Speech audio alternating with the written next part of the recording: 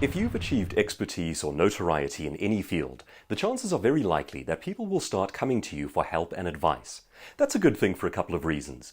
On the one hand, in helping and teaching others, you learn yourself and you build your profile further as a guru in your industry.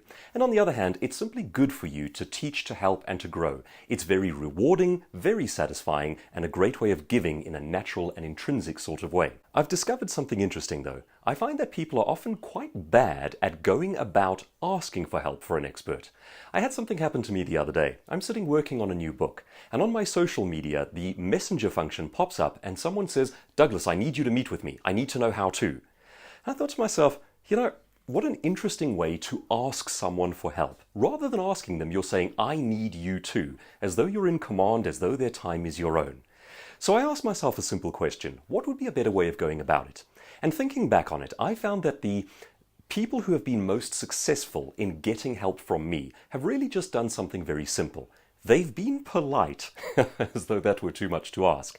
And then basically they say, "Here is where I am at. What is the next step that you recommend?" And I find that for myself, and I think for most experts, we're very receptive to that because we can often see what the next step will be. But it really comes down to how a person goes about it. When they approach you with a sense of entitlement, a sense of arrogance, or just the idea that your time is obviously theirs to take up, it puts people on a negative footing. My reaction to that is very bad, and I'm sure that most people would share my feeling and my sentiment on that one.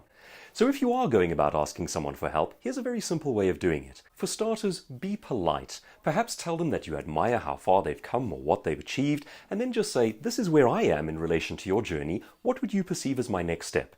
And then, of course, the thing is, take the step that they recommend before you go back to them and ask for more advice. So we have a dual message today. If you are on the expert side of this equation, give freely, but give to people who ask politely. We don't want to encourage arrogance or a sense of entitlement in our industries. And on the other side of that equation, if you're asking for help, just be a decent human being about it, and probably the best way to do it is to say, "This is where I am, what comes next for me?"